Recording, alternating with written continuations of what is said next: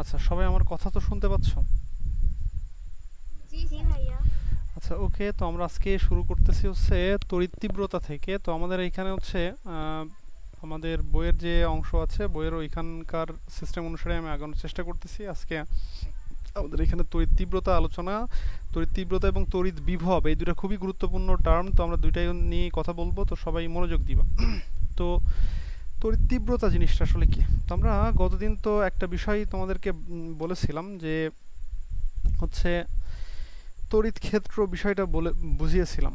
কেউ কি তড়িৎ ক্ষেত্র সম্পর্কে বলতে পারবা? তড়িৎ ক্ষেত্র কি জিনিস বলেছিলাম? কে বলবা? কোনো আধান তার চারিদিকে যে অঞ্চলব্যাপী এর প্রভাব অনুভূত হয় সেই অঞ্চলকে ওই আধানের তড়িৎ ক্ষেত্র বলে। আচ্ছা, ওকে। তাহলে আমরা বলেছিলাম যে এইখানে আমরা সেই কথাটা বলেছিলাম। আমি একটু জাস্ট রিমাইন্ড করি। দেখো, এই যে এইটা হচ্ছে আমাদের সেই তড়িৎ ক্ষেত্রের কথা বলেছিলাম। অর্থাৎ এইখানে মনে করো প্লাস কিউ পরিমাণ চার্জ আছে। এই চার্জের দরুন যে এরিয়া ব্যাপী সে একটা নির্দিষ্ট প্রভাব বজায় রাখবে, একটা নির্দিষ্ট প্রভাব এর মধ্যে কাজ করবে। অর্থাৎ এখান থেকে মনে করো এর ভেতরে যদি প্লাস 1 কুলম্ব চার্জ নেশা হয়, তাহলে এ কিন্তু একে ধাক্কা দিয়ে বের করে দিবে। অর্থাৎ বাইরে যে বের করে দিবে, কিভাবে বের করবে, মানে কতটা তীব্রভাবে বের করবে, ওই পরিমাণটাকে আমরা আসলে বলে থাকি হচ্ছে তড়িৎ তীব্রতা। ওকে। তো তাহলে তড়িৎ তীব্রতা আমরা শিখতেছি, অর্থাৎ ওই তড়িৎ ক্ষেত্রটা কতটা তীব্র।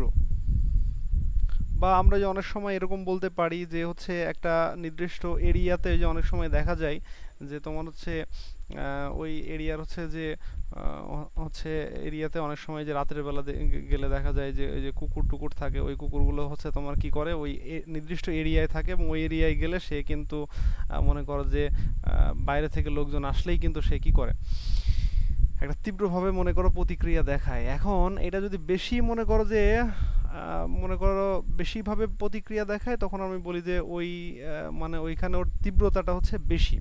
তো এইখানেও আমরা বলবো যে একটা চার্জ মনে করো যে সাপোজ এইখানে হচ্ছে একটা চার্জ আছে। তো এখন এই চার্জের দরুন একটা নির্দিষ্ট এরিয়া ব্যাপী কি হবে, নির্দিষ্ট এরিয়া ব্যাপী ওর প্রভাবটা বজায় থাকবে। এখন ওই এর মধ্যে আমি একটা একক ধনাত্মক আধানকে আনতেছি। হ্যাঁ, একক ধনাত্মক আধানের আরেকটা নাম কি বলেছিলাম মনে আছে? Testing charge. জি ভাইয়া। হ্যাঁ, এটাকে আমরা টেস্ট চার্জ বা পরোক্ষ চার্জ বলবো। বাংলায় বললে আমরা বলবো হচ্ছে পরোক্ষ চার্জ। হ্যাঁ, কি চার্জ? পরস্পর। পরোক্ষ চার্জ বলবো। মানে পরীক্ষা করার জন্য যে চার্জ ব্যবহার করা হয় সেটাকে আমরা বলে থাকি পরোক্ষ চার্জ। ওকে। আচ্ছা, এখন দেখো আমি এই পরোক্ষ চার্জটাকে, এই পরোক্ষ চার্জটাকে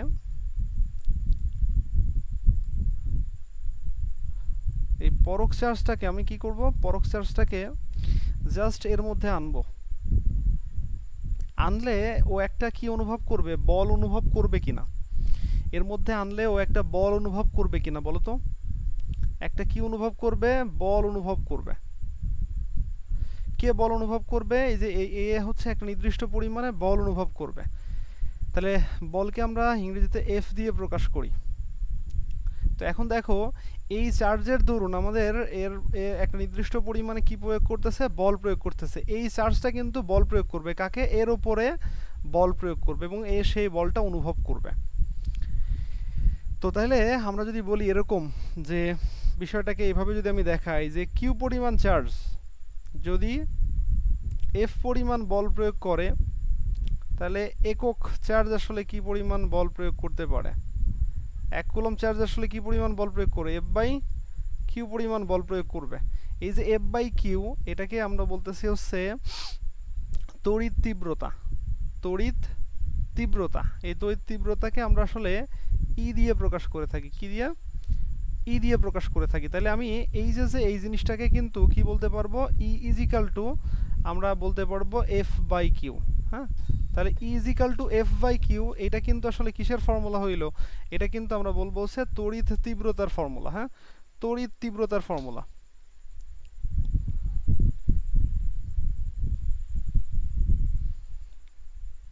কিছুর মধ্যে রেখে দেন এটা।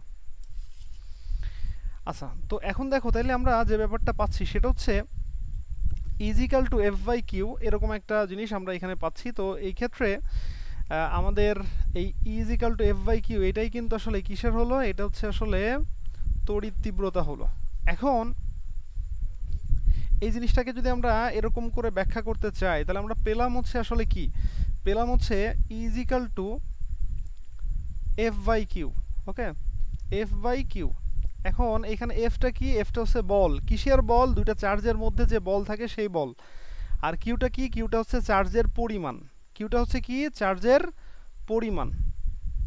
আচ্ছা, এখন আমরা যদি বিষয়টাকে এইভাবে চিন্তা করি যে এর হচ্ছে একক এবং মাত্রা সম্পর্কে আমরা একটু জানতে চাই, একক কি আর মাত্রাটা কি। তাহলে এককটা কি আর মাত্রাটা কি, একক আর মাত্রা। তো এককটা কি, এককটা দেখো উপরে আসলে কি আছে, বল, আর নিচে আছে হচ্ছে চার্জ। তাহলে আমি বলতে পারি উপরে হচ্ছে বল মানে নিউটন, আর নিচে চার্জ মানে হচ্ছে কুলম। তাহলে Newton coulomb inverse 1, Newton coulomb inverse 1। ওকে, নিউটন কুলম ইনভার্স 1। আচ্ছা, এটা হচ্ছে আমাদের এইটার একক গেল। এখন মাত্রাটা কি বলবো, মাত্রাটা আসলে কি হবে। তো মাত্রাটাকে আমরা বলবো এরকম, দেখো এই যে বলকে আমরা যদি বিশ্লেষণ করি তাহলে আমি হচ্ছে এই বলের ক্ষেত্রে যে মাত্রাটা পাই, এবং এইখানে যে হচ্ছে আমাদের কি আছে, এখানে তোমার হচ্ছে যে চার্জ আছে সে চার্জের যে মাত্রা আছে। তাহলে বলের মাত্রা কি হয়, বলের মাত্রাটা কি হয় মনে আছে কারো, বলের মাত্রাটা কি হয়, এম এল টি ইনভার্স কি 2। এটা কিসের মাত্রা, এটা হচ্ছে বলের মাত্রা। ওকে, তাহলে এই বলের মাত্রার সাথে তুমি কি করতে পারো, এম এল স্কোয়ার আর সি ইনভার্স 1। হ্যাঁ, সরি সি ইনভার্স না, আমরা এখানে কি বললাম, চার্জ, তাই তো। আচ্ছা, বলতে পারবা চার্জের মাত্রাটা কি হবে, চার্জের মাত্রা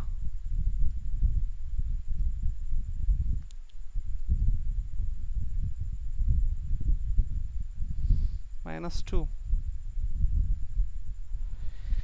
আচ্ছা, এখানে আমাদের এই যে চার্জের যে মাত্রা সেটা হচ্ছে আমরা এই যে একে হচ্ছে এককটা কুলম বলে থাকি, আর চার্জকে আমরা আসলে চার্জের মাত্রা কি এভাবে নির্ধারণ করা হয়,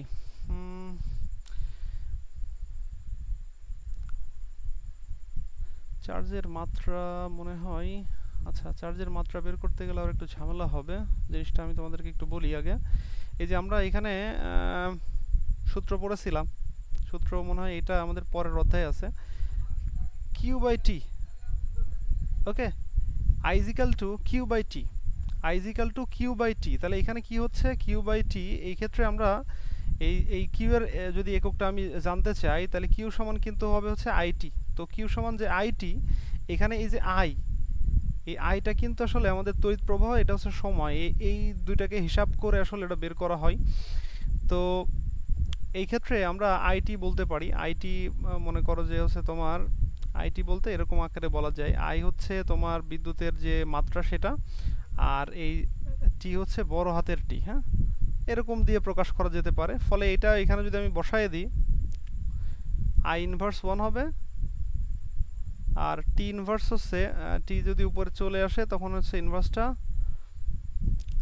হারায় যাবে, তখন হচ্ছে শুধু টি হবে। তাহলে এই ক্ষেত্রে একটা ইনভার্স কমে যাবে, ফলে এরকম একটা ব্যাপার আসবে। যদিও এইটা হচ্ছে তোমার পরের অধ্যায়ের সাথে আসলে রিলেটেড বিষয়। হ্যাঁ, পরের অধ্যায়ের সাথে রিলেটেড বিষয়।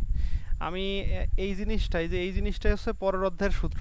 তো এখন আমরা আসলে মাত্রা নিয়ে অতটা খুব একটা মাথা ঘামাচ্ছি না, সমস্যা নেই, মাত্রা নিয়ে এখানে খুব বেশি।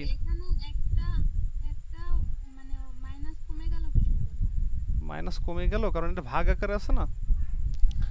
মনে করো সাপোজ এখানে আমি যদি আই টি বলি, হ্যাঁ আই টি ইনভার্স 1 বলি, হ্যাঁ তাহলে এখন এটা উপরে গেলে কি হবে, এখানে আই ইনভার্স 1 হয়ে যাবে আর এখানে টি হয়ে যাবে। ওকে, কেন, কারণ এইটা মানেই তো 1/t, তাই না, এটা মানেই কি 1/t না,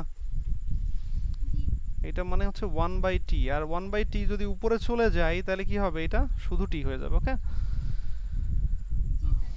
এই জন্য আসলে এটা এরকম হয়ে গেছে। তো আমি জাস্ট এমনিতে এখানে বললাম, তো তুমি এটা জাস্ট মনে রাখতে পারো। হ্যাঁ, এটা মনে রাখলেই হবে, সমস্যা নেই।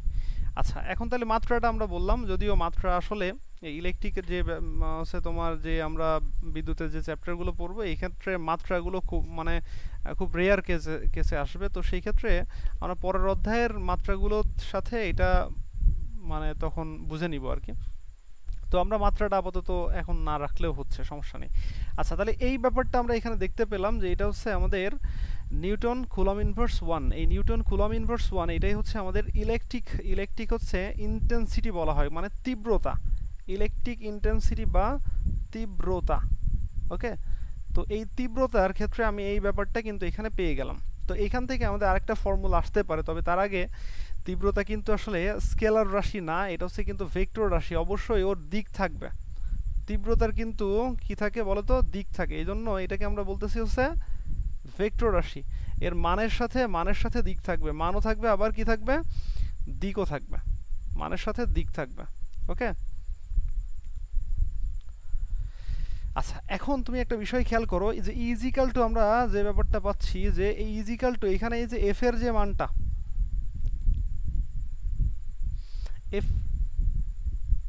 এফ এর মানটা আমরা কি বলতে পারি এখানে, K into Q1 Q2 by D square কি বলতে পারি? এটা বলা যায় কিনা বলো তো? কেন বলা যায়? কারণ এখানকার যে বলটা সেটা তো কুলম্বের ওই ফোর্সের বলই, এটা বলা যাবে। এখন তুমি একটা জিনিস খেয়াল করে দেখো, এখানে যদি এমন হয় যে দুইটা চার্জই যদি সমান করে নাও, তুমি দুইটাই যদি সেম মানের চার্জ হয়, এখানে দুইটাই যদি কিউ হয়ে যায়, এই দুইটাই যদি কিউ হয়ে যায়, তাহলে আসলে কি ঘটবে বলো তো? দুইটাই যদি কিউ হয় তাহলে আসলে এখানে কি ঘটবে? এখানে যে ব্যাপারটা ঘটবে সেটা হচ্ছে একটা কিউ বাদ হয়ে যাবে। কোন কিউটা বাদ হবে? এই একটা কিউ এর সাথে এই নিচের একটা কিউ বাদ হয়ে যাবে, তাই না? হবে কি না?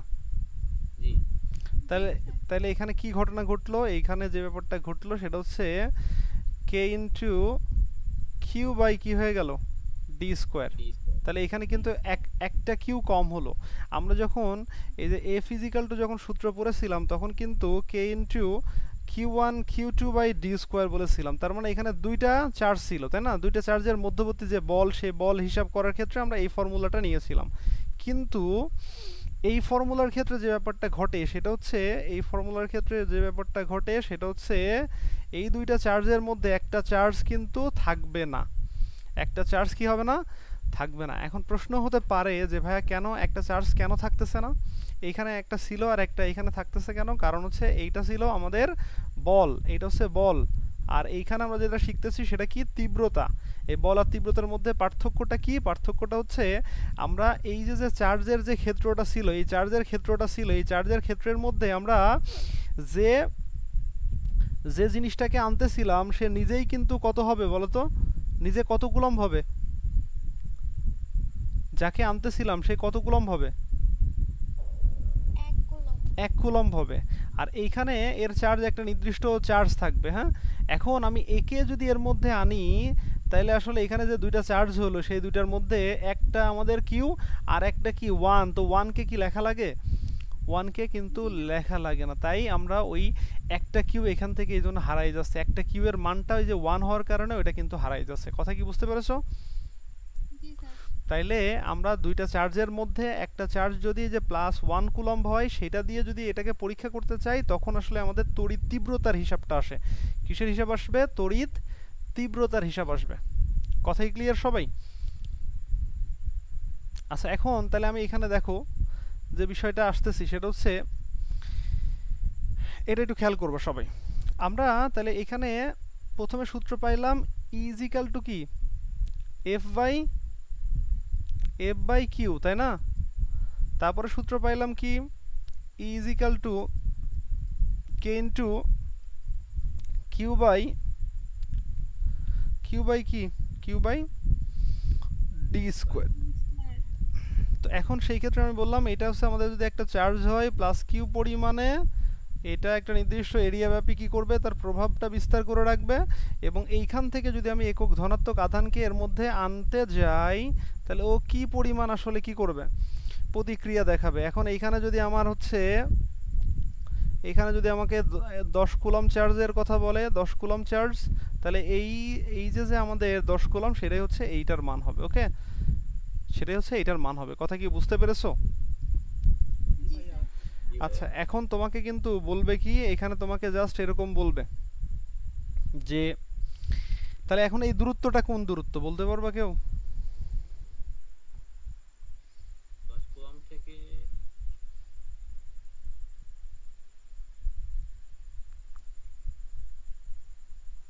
কত দূরত্ব কেউই বলতে পারবো না? 10 কুলাম থেকে +1 এ যেতে যতটুকু দূরত্ব। +1 এ যেতে যতটুকু দূরত্ব, এই +1 কে আমি এর মধ্যে আনার পরে যে এখানে আনলে এর মধ্যে যে দূরত্ব হবে সেটা হচ্ছে ডি। ওকে, এখন এইটা একটু ভালো করে মনোযোগ দিবা। এই ডি এর সাথে ই এর সম্পর্ক কি বলো তো? ব্যস্তানুপাতিক। তার মানে ডি বাড়লে ই হচ্ছে কমে যাবে। তাহলে এখন দেখো, একে ও ধাক্কা দিয়ে ওইদিকে সরাই দিবে, ও এখান থেকে একটু এদিকে চলে আসলো, এখানে চলে আসলো, এখান থেকে আবার ধাক্কা দিয়ে এদিকে সরে আনবে। তাহলে এইখানে যে পরিমাণ তীব্রতা কাজ করবে, এইখানে তীব্রতা বেশি মানে কম কাজ করবে, আবার এইখানে তীব্রতা আরো কম কাজ করবে। ওকে, কথা কি বুঝতে পেরেছো? জি স্যার। সবাই কি বুঝতে পারলা? তাহলে দূরত্বটা কোন দূরত্ব বুঝতে পেরেছো?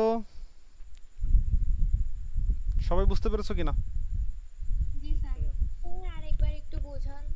আচ্ছা, এখন এইখানে আমি আরেকবার বোঝাই। এখন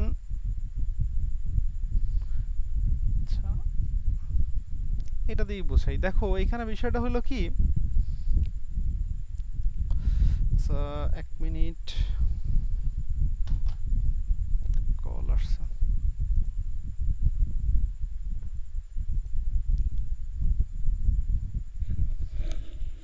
হ্যাঁ শরণ, ওয়ালাইকুম আসসালাম। এই তো আলহামদুলিল্লাহ। শরণ, কি অবস্থা তোর? এই শরণ, আমি হচ্ছে বাসা থেকে মনে কর যেতে পারি নাই আজকে। কালকে যেতে চেয়েছিলাম কিন্তু টিকিট হন না কারণে আমার ভালো টিকিট পাইছিলাম না। পরে পরশুদিন টিকিট কাটা হয়েছে, তো সকালের দিকে পরশুদিন সকালে বেরোবো আর কি। তোর কি খবর? ঈদের মধ্যে আমি এমনি হচ্ছে ভাইকে হোয়াটসঅ্যাপে নকটক করেছিলাম, তো তেমন কোনো সাড়া দেয়নি। তারপরে আবার ভাইকে হচ্ছে পাঠিয়েছিলাম আর কি। পরে আর তেমন কোনো কথা হয়নি, ডিরেক্টলি ফোন দিই নাই আর কি। তাছাড়া মোটামুটি হোয়াটসঅ্যাপে আমি নক করেছিলাম আর কি।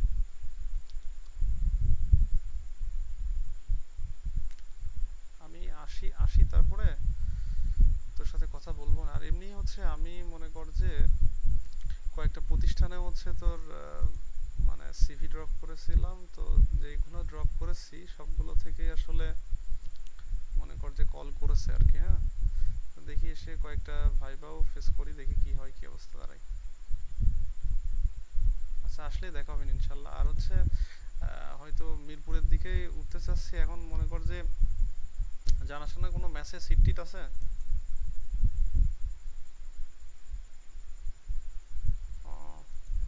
তো আমি হচ্ছে মনে কর আমি আর একটা ফ্রেন্ড মিলে একটা রুম নিয়ে উঠবো আর কি, একটা ম্যাচে চিন্তা করছি। তো এই হয়তো যে এই কয়েকদিন ধরে হয়তো ওই এরিয়ারই ঘোরাঘুরি করা হবে বেশি আর কি, মিরপুরের দিকে।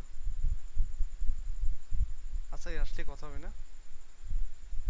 আচ্ছা ঠিক আছে, ভালো থাকিস। হ্যাঁ ঠিক আছে, আল্লাহ হাফেজ।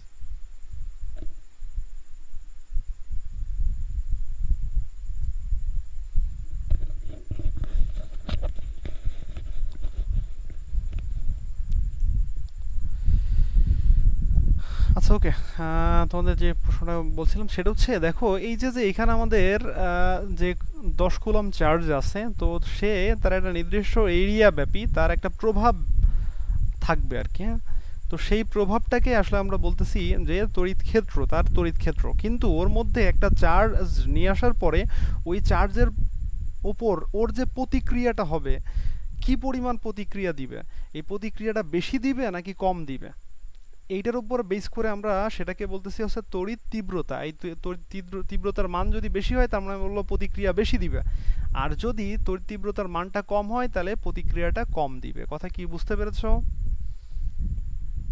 জি স্যার। আর এখন এইখানে যে আমাদের এই যে দূরত্বটা, সেই দূরত্বটা হচ্ছে আসলে আমরা দেখালাম যে আসলে এই দূরত্ব বাড়লে ওইখানে হচ্ছে আমাদের, আচ্ছা এখানে কিন্তু আর একটা বিষয় আছে, সেটা হচ্ছে তীব্রতা কিন্তু এই ক্ষেত্রের হয়, হ্যাঁ তীব্রতা কিন্তু এই ক্ষেত্রের তীব্রতা হবে। ওকে, এই ক্ষেত্রের তীব্রতা কিন্তু হবে আর কি। তো আমরা এইখানে তাহলে এই যে যে ই এর ক্ষেত্রে আমরা যে ব্যাপারটা বললাম, যে ই এর ক্ষেত্রে দুইটা ফর্মুলা আমরা পাইলাম। ই হচ্ছে আমরা বললাম তড়িৎ তীব্রতা, তো এই তড়িৎ তীব্রতা আমরা বললাম যে এটাকে হচ্ছে নিউট, হ্যাঁ বলো। এই তড়িৎ ক্ষেত্র কি একটা নির্দিষ্ট গোলাকার হবে? হ্যাঁ সেটা হচ্ছে একটা নির্দিষ্ট এরিয়া ব্যাপী সাধারণত হয়। আমি এখানে যদিও এরকম করে দেখাইছি, জিনিসটা এরকম হইতে পারে যে এরকম টাইপের একটা জিনিস, হ্যাঁ মানে গোলাকার টাইপের একটা জিনিস। ওকে, কথা কি বুঝছিস? জি ভাইয়া। আচ্ছা ওকে, তো এখন এইখানে একটা বিষয় খেয়াল করো যে আমরা এইখান থেকে তাহলে যে ব্যাপারটায় আমরা আসতেছি সেটা হচ্ছে, এখন আমরা যেটাতে আসবো সেটা হচ্ছে তাহলে ই এর এই যে যে দুটো ফর্মুলা, সেই দুটো ফর্মুলা একটু ভালো করে মনে রাখতে হবে। আচ্ছা এরপর আমরা আসি হচ্ছে বিভবে আসি। তো বিভবের ব্যাপারটা আসলে কি? বিভবের ব্যাপারটা হচ্ছে আমরা ধরে নিলাম যে ওই সেম টাইপের একটা ক্ষেত্র আছে। ওকে, সেম টাইপের একটা ক্ষেত্র আছে। আচ্ছা এরম টাইপের একটা ক্ষেত্র আছে। এখন এই ক্ষেত্রের মধ্যে আমরা কি বললাম, এই ক্ষেত্রের মধ্যে আমরা এইখান থেকে একক ধনাত্মক আধানকে আনলাম, এইখান থেকে এর মধ্যে আনতে, অর্থাৎ এর মধ্যে যখন আমরা এখান থেকে একক ধনাত্মক আধানকে আনবো, এইটা হচ্ছে এমন হবে যে এইটাকে আমরা বলবো যে অসীম দূর থেকে। তো অসীম দূর আসলে কোনটা? অসীম দূর আসলে কোনটা? অসীম দূর হচ্ছে আমরা ধরে নিব এরকম যে মনে করো যে আমি আমার দৃষ্টিসীমা যে পর্যন্ত আমরা আসলে দেখতে পাই তার বাইরে, তো একটু দূর থেকে আর কি, মানে একটু এখানে যদিও আসলে এত দূর না, এখানে আমরা বলবো যে একটু বেশি দূর আর কি, একটু দূর আর কি, এর এর যে তীব্রতাটা কাজ করে, এর যে হচ্ছে ক্ষেত্রটা কাজ করে তার বাইরে থেকে আর কি, মানে একটু দূর থেকে আর কি। একটু দূর থেকে যদি আমি কি করি, একটা একক ধনাত্মক আধানকে এর মধ্যে আনতে যে পরিমাণ কাজ করতে হবে, তাহলে একক ধনাত্মক আধানকে এর মধ্যে আনতে যে পরিমাণ কাজ করতে হয় তাকেই আমরা বলবো হচ্ছে তড়িৎ বিভব। তাহলে আমি বলবো অসীম থেকে, এই যে অসীম থেকে একক ধনাত্মক আধানকে তড়িৎ ক্ষেত্রের কোনো বিন্দুতে আনতে যে পরিমাণ কাজ করতে হয়, তাহলে এখানে একক ধনাত্মক আধান আর এখানে হচ্ছে কাজ, তাহলে আমরা এখানে বলতে পারি কিউ পরিমাণ আধানকে নিয়ে যেতে যদি ডাব্লিউ পরিমাণ কাজ করতে হয়, তাহলে একক আধানকে নিয়ে যেতে কি করতে হবে? একক আধানকে নিয়ে যেতে কি করতে হবে বলো? একক আধানকে নিয়ে যেতে অবশ্যই ডাব্লিউ বাই কিউ পরিমাণ কাজ করতে হবে, তাই তো? জি স্যার। আচ্ছা কে আসলো? আচ্ছা ওকে, তো এখন দেখো তাহলে একক ধনাত্মক আধানকে নিয়ে যেতে হচ্ছে ডাব্লিউ বাই কিউ পরিমাণ কাজ করা লাগবে। তার মানে আমরা বিভব, এই বিভবকে কিন্তু ভোল্ট বলা হয়, এই ভি দিয়ে প্রকাশ করা হয়, ডাব্লিউ বাই কিউ দিয়ে প্রকাশ করা হচ্ছে। তাইলে এখানে আমরা কি বলতেছি? আমরা বলতেছি যে V is equal to W by Q, V is equal to কি বলতেছি? W by Q. আচ্ছা এখন দেখো এই যে যে আমরা বললাম V is equal to W by Q, V is equal to W by Q, এখন তুমি বলো এই যে যে উপরে ডাব্লিউটা, এই ডাব্লিউটা আসলে কি? এই ডাব্লিউটা হচ্ছে কাজ। তো এখন তুমি একটু চিন্তা করো, কাজ সমান আমরা কি জানি? W is equal to F S. Okay, কাজ সমান আমরা বলগুণ সরণ পাই। এখন এই সরণকে যদি আমি সরণ না বলে আমি যদি এইখানে এটাকে দূরত্ব বলি, কোনো সমস্যা আছে? মানে মনে করো যে এইখান থেকে এই পর্যন্ত, হ্যাঁ এই দুটার মধ্যবর্তী সরণও যা হয় দূরত্বও তাই হয়। হ্যাঁ তাহলে আমি এস এর জায়গায় যদি ডি বলি তাহলে কোনো সমস্যা নেই, এখানে তুমি যদি এসও বলো তাও কোনো সমস্যা নেই। হ্যাঁ আচ্ছা এখন আমি যদি এখানে বলি যে W is equal to F D, কোনো সমস্যা আছে? আচ্ছা এখন তুমি বলো এই এফ এর মানটা আমরা কি জানি, ওই যে K into Q one Q two by D square, দুইটাই যদি কিউ হয়ে যায় তাহলে কি হবে ডি স্কোয়ার, এখানে ডি, ওকে। এখন এখানে কিউ, এবার তুমি একটু খেয়াল করে দেখো এখানকার কিউ আর এইখানকার কিউটা কেটে গেল, হ্যাঁ, তাহলে এই কিউ দুটা কেটে গেল, এইটা আর এইটা কেটে গেল। এবার আমাদের এখানে কি হইল, একটা ডি কেটে গেল, এই ডিটা আর এইখানকার ডিটা কেটে গেল, ওকে। তাহলে আসলে থাকলোটা কি, আলটিমেট থাকলো হচ্ছে V is equal to K into Q by D, কথা সরি ডি হবে শুধু। এই ব্যাপারটা বুঝতে পেরেছো কিনা, সবাই কি বুঝতে পেরেছো ঘটনাটা? জি ভাইয়া। মানে জি স্যার। আমরা এই এফ এর জায়গায় জাস্ট মানটা বসাইছিলাম। এখন প্রশ্ন অনেকের হতে পারে যে ভাইয়া এইখানে আপনি দুইটা চার্জ আসলে একই ধরে নিচ্ছেন কেন? আমরা এখানে আসলে ধরে নিলাম যে দুই পাশে দুইটা চার্জ রাখা হয়েছে, সেটা হচ্ছে আমরা আসলে 10 কুলম্ব রাখছি, দুইটাই একই জাতীয় চার্জ রাখছি আর কি, একই রকম চার্জ রাখছি, আচ্ছা ওকে। তো এখন তাহলে তুমি এখানে যে ব্যাপারটা পাচ্ছ সেটা হচ্ছে, তাহলে এখান থেকে যে কাটাকাটি হচ্ছে বিষয়টা তো বুঝতে পেরেছো সবাই আশা করি। কোনো সমস্যা আছে কারো? জি স্যার। সমস্যা আছে? জি না। ওকে, তো এখন এইখান থেকে আমরা দুটো ফর্মুলা পেয়ে গেলাম, কিন্তু একটা হচ্ছে V is equal to W by Q, আর একটা হচ্ছে V is equal to K into Q by D square, okay. Sorry D square না, বারবার ডি স্কোয়ার কেন বলতেছি। সবাই কি বুঝতে পারলাম? সবাই, কারো অসুবিধা আছে? ওকে, এখন এখানে দেখো এই ক্ষেত্রে কিন্তু আমরা এখানে একক কি বলেছি, এখানে একক আমাদের বলা হয়নি। এককটা তাহলে কি হইতে পারে, উপর হচ্ছে আমাদের কাজের একক হচ্ছে আমরা বলে থাকি হচ্ছে V is equal to W by Q, কাজের এককটা হচ্ছে আমরা বলে থাকি জুল, আর এটা হচ্ছে আমাদের কুলম, তাহলে এখানে হবে হচ্ছে জুল পার কুলম, ওকে। তাহলে এখানে বিভবের ক্ষেত্রে আমরা কি পাইলাম, জুল পার কুলম বললাম, জুল পার কুলম, আচ্ছা ওকে। এখন তাহলে বিষয়টা আমরা এখানে দেখে ফেললাম। এখন আমি এখানে একটা ব্যাপার দেখাবো, সেটা হচ্ছে আমরা এখানে কিন্তু 3 ধরনের ব্যাপার পাইলাম। কি কি ধরনের ব্যাপার পাইলাম, এখানে আমি 3 ধরনের ব্যাপারগুলো একটু দেখাই। এখন আমরা প্রথমে পেয়েছিলাম কিন্তু বল, এখানে হচ্ছে বল, তড়িৎ বল যেটাকে বলছিলাম, হ্যাঁ তড়িৎ বল। তারপরে আছে কি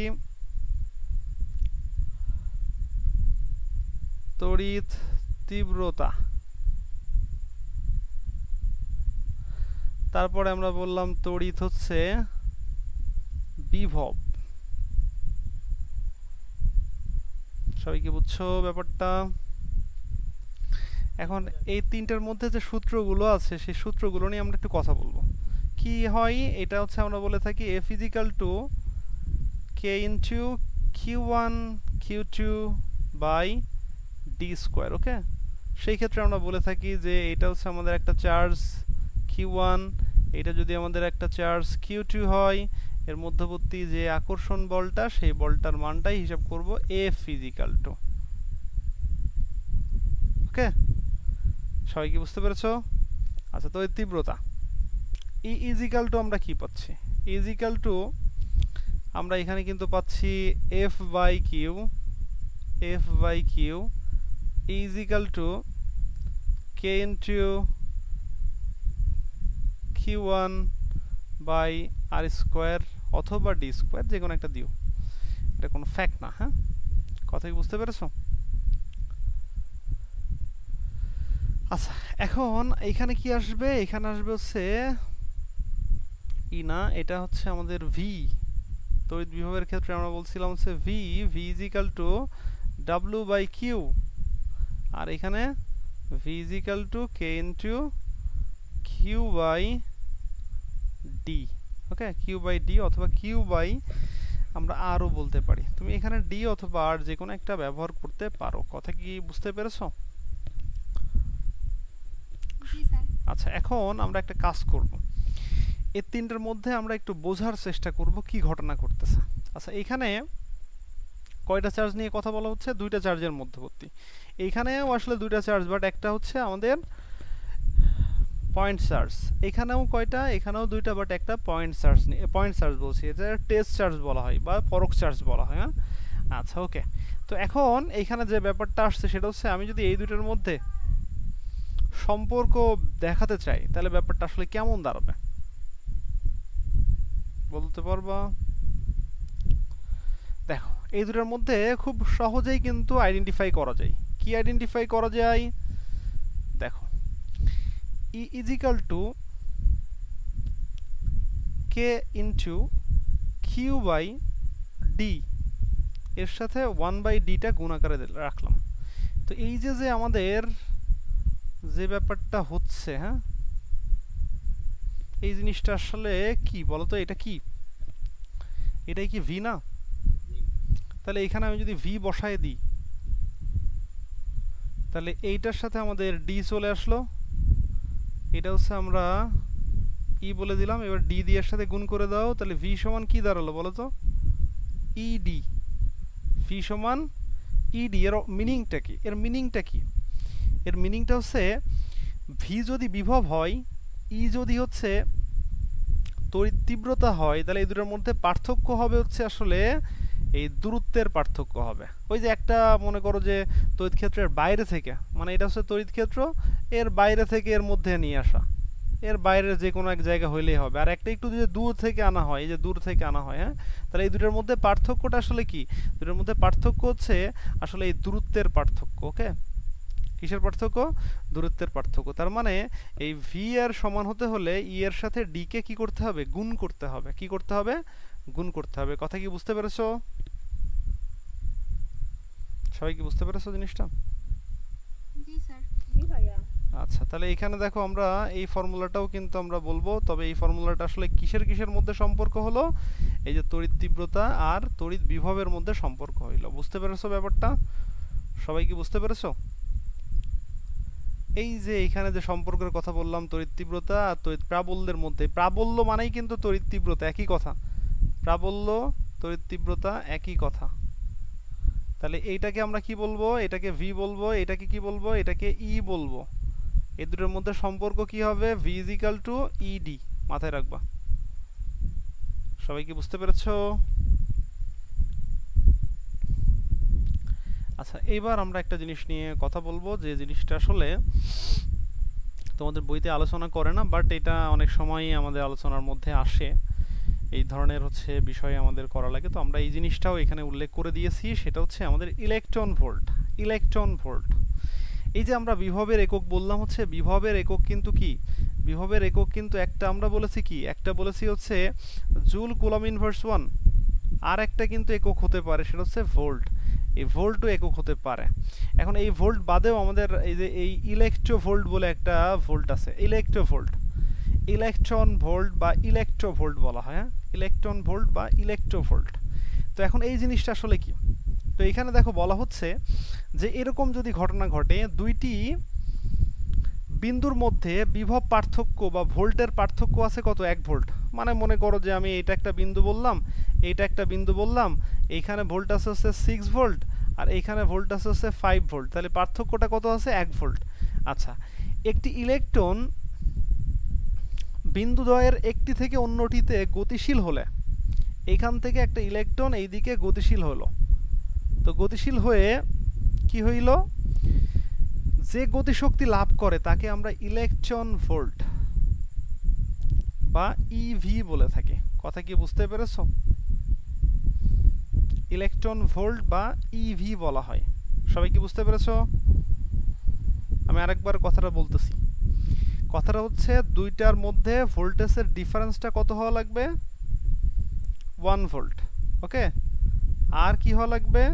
এই বিন্দু থেকে একটা ইলেকট্রন ওই বিন্দুতে গতিশীল হইলে ওর মধ্যে যে গতিশক্তি লাভ করে, এই যে গতিশক্তি যে লাভ করবে, এটাকে বলা হবে ইলেকট্রন ভোল্ট। ওকে, আমি অনেক সময় এই জিনিসটাকে ইলেকট্রন ভোল্টকে আমরা আসলে কি বলে থাকি? ইলেকট্রনের যে ভোল্ট সেটাই হচ্ছে ইলেকট্রন ভোল্ট। হ্যাঁ, যদিও আসলে ব্যাপারটা এরকম না, বিষয়টা হচ্ছে দুটোর মধ্যে পার্থক্য 1 ভোল্ট হওয়া লাগবে এবং একটা থেকে অন্যটাতে যদি গতিশীল হয় তখন সেটাকে আমরা বলতেছি ইলেকট্রোভোল্ট। তো সেই ক্ষেত্রে কি বলতেছে 1 ইলেকট্রোভোল্ট সমান কত হবে, একটি ইলেকট্রনের আধান কত? তোমরা জানো ইলেকট্রনের আধান কত? ইলেকট্রনের চার্জ মানে আধান 1.6 গুণ 10 টু দি পাওয়ার -19 কুলম্ব। ওকে, আর এর সাথে আমাদের 1 ভোল্ট যুক্ত হলো। ওকে, তাহলে সেই ক্ষেত্রে আমরা এটাকে কিন্তু বলতে পারবো যে 1.6 গুণ 10 টু দি পাওয়ার -19। এখন কেউ কি বলতে পারবে এখানে কি হবে? এই জিনিস সমান কি হবে বলতে পারবা কেউ? এইখানে এককটা কি হবে? এখানে কিন্তু এককটা হবে এই যে পরিমাণ গতি শক্তি অর্জন করে, গতি শক্তির একক কি? জুল। তাহলে এখানে হবে হচ্ছে জুল। তাহলে আমরা বলতে পারবো 1 ইলেকট্রোভোল্ট সমান হচ্ছে এরকম 1.6 গুণ 10 টু দি পাওয়ার -19 জুল। ওকে, এখন তাহলে আমি যদি বলি যে 1 মেগা ইলেকট্রোভোল্ট, 1 মেগা ইলেকট্রোভোল্ট সমান কত? তাহলে তুমি কি বলবা? মেগা মানে 10 টু দি পাওয়ার 6, আর এটা মানে হচ্ছে 1.6 গুণ 10 টু দি পাওয়ার -19। তাহলে কমবে কত বলো তো? 6 কমে যাবে। তাহলে 9 থেকে 6 কমে গেলে কি হবে? এত জুল হবে। কথা কি বুঝতে পেরেছো? এটা হচ্ছে 1 মেগা ইলেকট্রোভোল্ট। অনেক সময় আসে 500 মেগা ইলেকট্রোভোল্ট সমান কত? তাহলে কি বলবা? 500 গুণ 10 টু দি পাওয়ার 6 গুণ 1.6 গুণ 10 টু দি পাওয়ার -19।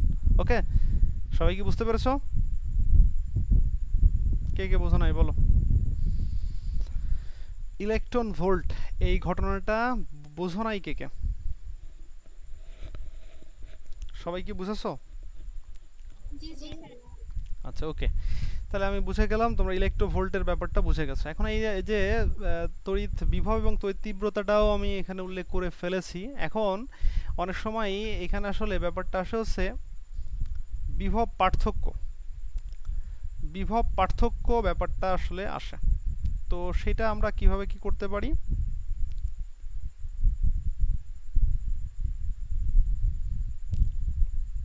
তাহলে বিভব পার্থক্য কি জিনিস কেউ বলতে পারবা? আমরা আগেও শিখিয়েছি কিন্তু।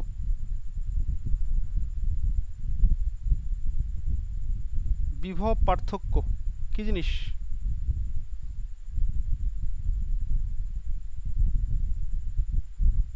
কেউই বলতে পারবো না বিভব পার্থক্যটা কি জিনিস?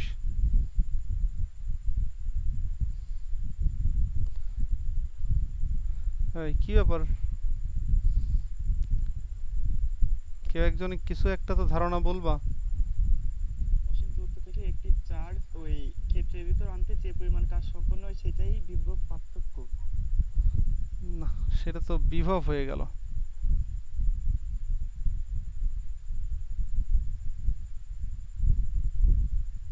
আর কেউ?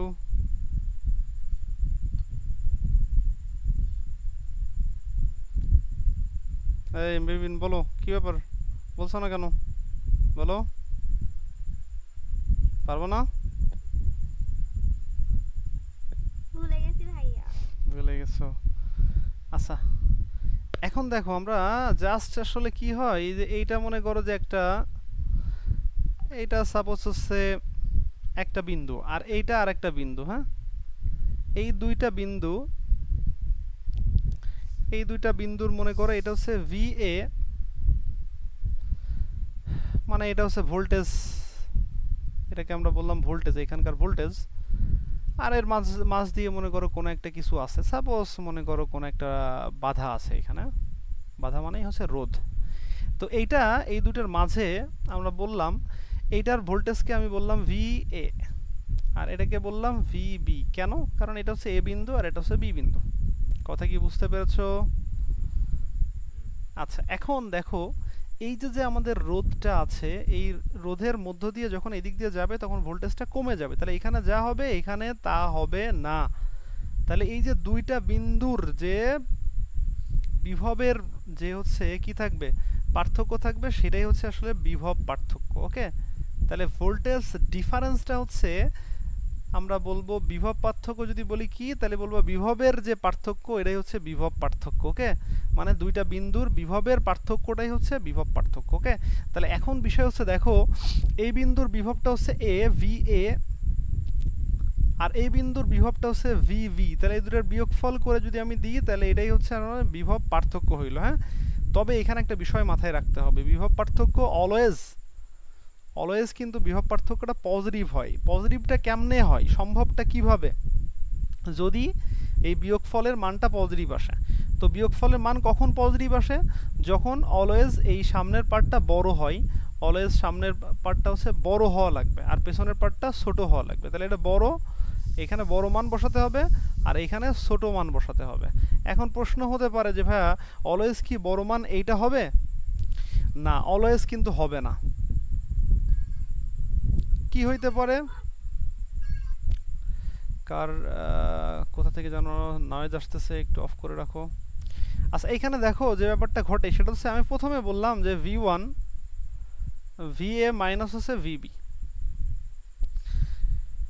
এটা কোন ক্ষেত্রে ঘটবে, যখন হচ্ছে যখন কি V1টা হচ্ছে বড় হবে, এই VA-টা বড় হবে কি থেকে, VB থেকে। কথা কি বুঝতে পেরেছো? তখন এইটা, আর এইটা বাদে কিন্তু আরেকটাও হইতে পারে, সেটা হচ্ছে কি VB মাইনাস VA। এটা কখন হবে বলো তো, কখন হবে, যখন VB-টা, ভিবি বড় থাকবে ভিএ থেকে। কথা কি ক্লিয়ার সবাই? খুবই ভাইয়া ওই জায়গায় একটা মডুলাস দিয়ে দিলেই তো আর এই ঝামেলা দরকার না। সুন্দর কথা বলেছো, এখানে একটা মডুলাস দিয়ে দিলেই তো এই ঝামেলাটা দরকার নেই, এইটা বললেও হবে। হ্যাঁ, কথা কি বুঝতে পেরেছো? এখানে যদি মডুলাস দাও এখান থেকে আসলে কি আসবে, পজিটিভ মান সব সময় আসবে। কথা কি বুঝতে পেরেছো? জি ভাইয়া। ওকে, তো এই হচ্ছে আমাদের মোটামুটি যে বিষয়গুলি ছিল সেটা। ওকে, আচ্ছা, তো তাহলে এটা হচ্ছে আমাদের ছিল বিভব পার্থক্যের যে ব্যাপারটা বললাম, দুটা বিন্দুর বিভবের যে পার্থক্য, এটাকেই আমরা বলতেছি বিভব পার্থক্য। সবাই আশা করি বুঝতে পেরেছো? হ্যাঁ, আচ্ছা, এইখানে আমাদের লাস্টে আর কি আছে, আচ্ছা এই যে জিনিসটা আছে এটা আমরা আপাতত এই পর্যন্ত দেখানোর পরে আমরা আবার একটু কেমিস্ট্রির দিকে যাব। তো এখন দেখো পৃথিবীর বা ভূমির বিভব শূন্য কেন, এই শূন্যটা কেন, তো এখন এর পেছনের কারণটা কি আমরা একটু দেখার চেষ্টা করি। দেখো এখানে বলতেছে যে আমরা দেখেছি যে কোনো পরিবাহক ধনাত্মক চার্জ লাভ করলে এর বিভব বৃদ্ধি পায়। ওকে, এর বিভব কি হবে, বৃদ্ধি পাবে। মনে করো জিনিসটা হচ্ছে আমি এখানে এরকম চিন্তা করালাম, জাস্ট একটু ভিজুয়ালাইজ করার জন্য তোমাকে এখানে আমি এরকম একটা বিষয় তোমাকে বললাম যে এইটা হচ্ছে আমাদের একটা পাত্র আছে, পানির পাত্র। হ্যাঁ, এই পানির পাত্রে তুমি কি করলা, তুমি হচ্ছে এইখান থেকে মনে করো যে এতটুকু পানি আছে, এই যতটুকু পানি আছে ওই উচ্চতাটাকেই হচ্ছে আমরা বিভবের সাথে তুলনা করতে পারি, এটা হচ্ছে বিভব।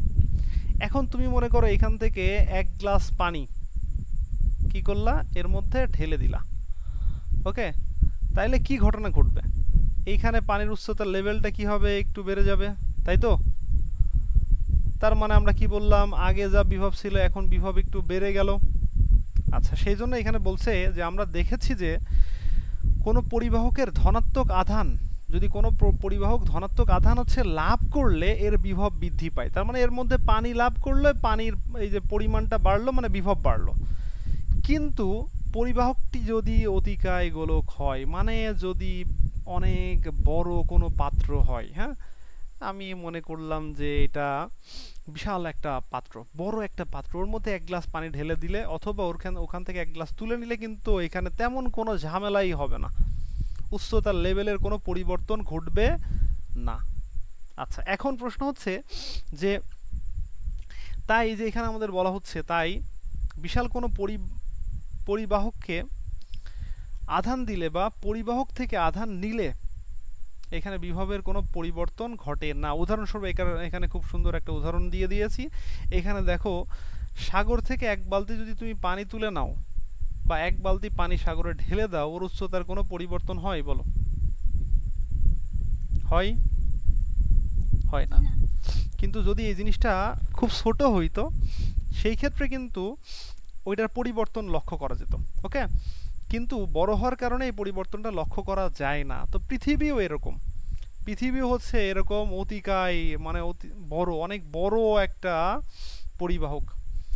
এটি ঋণাত্মক আধানের এক বিশাল ভাণ্ডার। এতে কিছু পরিমাণ ইলেকট্রন এলে বা এখান থেকে কিছু পরিমাণ ইলেকট্রন যদি চলেও যায়, এর বিভবের তেমন কোনো পরিবর্তন লক্ষ্য করা যায় না। তাই যেহেতু বিভব পরিবর্তনও হয় না, কোনো কিছুই হয় না, তাই এর বিভবটাকে আসলে আমরা কি ধরি? Always 0 volt. কথা কি বুঝতে পেরেছো? এই জন্যই কিন্তু যখনই ওই যে আমাদের বলা হয় গ্রাউন্ড করা হয়েছে, গ্রাউন্ড করা হয়েছে, অনেক সময় গ্রাউন্ড করার কথা বলা হয় না? গ্রাউন্ড করা একটা সার্কিটে যে এরকম করে লাগাই দিলে এটাকে বলা হয় গ্রাউন্ড করা। এই গ্রাউন্ড করা মানে হচ্ছে ওই যে আমরা অনেক সময় বলি যে, যদিও আমরা বলি আর্থিং, আর্থিং কিন্তু না, আর্থ ইন বলা হয়। আর্থের মধ্যে কোনো কিছুকে ইন করানো হয় তখন সেটাকে আমরা কি বলি? আর্থ ইন। তো ওই আর্থ ইন যখন করা হয় ওই সময়ও কিন্তু আমরা অতিরিক্ত পরিমাণ মানে বিদ্যুৎকে হচ্ছে তোমার বাইপাস করার জন্য এটা ব্যবহার করে থাকি। যেমন উদাহরণস্বরূপ আমরা বলতে পারি আমাদের যে লাইনগুলোতে উচ্চ ভোল্টেজ যদি চলে আসে তখন আমাদের বাসাবাড়ির যে ডিভাইসগুলো এগুলো ক্ষতিগ্রস্ত হইতে পারে। এই জন্য বাইপাসিং হিসাবে আমরা এই আর্থ ইনটা ব্যবহার করে থাকি। আর্থ ইন ধরলে আসলে আমাদের তেমন কিছুই হয় না, সব সময় হয় না, তবে কোনো কোনো সময় ঝামেলা হইতে পারে। ওকে, কথা কি বুঝতে পেরেছো? এখন আবার এটা ভাববো না দেখা যাচ্ছে যে আমার বাসার পেছনে যে লাইন, সেই লাইনের ওইখানে হচ্ছে তোমার আর্থিন আছে, ওইখানে আর্থিন ধরলে কিছুই হয় না। কিন্তু দেখা যাচ্ছে একটা অনুষ্ঠান, বড় একটা অনুষ্ঠান হচ্ছে, ওইখানে তোমার বিভিন্ন ধরনের জেনারেটর আনছে, অনেকগুলো জেনারেটর আনছে। এখন ওই জেনারেটরে অনেক সময় উচ্চ ভোল্টেজ হয়ে যেতে পারে, ডিভাইসগুলো নষ্ট হতে পারে, ওইখানে আর্থিন করে দেওয়া থাকে। তো এখন ওই আর্থিনে হাত দিলে কিন্তু তুমি বিপদে পড়ে যাবা। ওইটাতে কিন্তু অলওয়েজ টাইম হচ্ছে এক্সট্রা ভোল্টেজ থাকতে পারে। এখন প্রশ্ন হচ্ছে যে ভাই ওখানে এক্সট্রা ভোল্টেজ থাকলে কি হবে? তুমি আসলে শক খেয়ে যেতে পারো। এখন প্রশ্ন হচ্ছে ভাইয়া তাইলে আমরা বাসাবাড়ির এটাতে কেন আসলে শক খাই না? এর পেছনের কারণ হচ্ছে বিদ্যুৎ প্রোভাইডাররা আসলে এক্সট্রা ভোল্টেজ তোমার বাসায় যে যাক এটা ওরাও চায় না, কারণ ওরা এক্সট্রা ভোল্টেজ দিলে ওদের লস না, তো ওরাও চাইবে না। ওরা এই জন্য আস্তে আস্তে এখন বর্তমানে সময়ে ওরা অনেক অ্যাডভান্স হয়ে গেছে, এই জন্য এখন তুমি হচ্ছে আর্থিনে খুব বেশি প্রবলেম হয় না। বোঝা গেল কথাটা? এই সবাই কি বুঝতে পেরেছো জিনিসটা? ক্লিয়ারলি সবাই বুঝতে পেরেছো? জি স্যার। যতটুকু বোঝালাম এতটুকুর মধ্যে কোনো সমস্যা আছে কারো? কোনো সমস্যা থাকলে বলো। আচ্ছা, তাহলে বুঝতে পারছি। আমরা আপাতত এইটুকু পর্যন্ত রাখলাম এবং আমাদের নেক্সট যে আলোচনার বিষয় বলি সেটা হচ্ছে এই অধ্যায়ের আমাদের লাস্টের দিককার টপিকস থাকলো। সেই লাস্টের দিককার টপিক্সের নাম হচ্ছে ধারক। ধারকটাও খুব ইন্টারেস্টিং একটা ব্যাপার। ধারক বা ক্যাপাসিটর বলা হয়, এই যে ফ্যানে লাগানো হয়, এটা ওইখান থেকে ভালো করে শিখলে বুঝতে পারবা যে আসলে ক্যাপাসিটর কেন কিভাবে কাজ করে আর কি। এই ক্যাপাসিটরটা আমরা বুঝবো। আর লাস্টের দিকে আমাদের ভ্যান্ডিগ্রাফ মেশিন বা কয়েকটা জিনিস আছে যেগুলোতে স্থির তড়িৎ ব্যবহার করা হয়, এই জিনিস দিয়ে আমাদের অধ্যায়টা শেষ হবে। তবে অধ্যায়টা তো আসলে শেষ করে ফেললাম, বাট এখান থেকে অঙ্ক, বিভিন্ন ধরনের অঙ্ক থাকতে পারে। তো অঙ্ক নিয়ে কিছু আলোচনা করলে এই অধ্যায়টা ক্লিয়ার হবে। অঙ্কের বিষয় নিয়ে কিছু আলোচনা করতে হবে। এই অধ্যায়ের মধ্যে কিন্তু তোমার কোথায় তড়িৎ তীব্রতা শূন্য হবে, কোথায় বিভব শূন্য হবে, কোথায় চার্জ রাখলে কোনো হচ্ছে অবস্থানের পরিবর্তন মানে কোনো বল অনুভব করবে না, কোথায় কেমনে কি হবে, এই বিষয় নিয়ে অনেক ধরনের প্রশ্ন হতে পারে। ওকে, তো সেই সব ধরনের প্রশ্নগুলো আমরা সলভ করবো আস্তে আস্তে। ওকে, তো আমরা আপাতত ফিজিক্সের ব্যাপারটা এই পর্যন্তই রাখতেছি। তোমরা হচ্ছে আমরা এরপর একটু কেমিস্ট্রি নিয়ে আলোচনা করি। আমি দেখি একটু আগে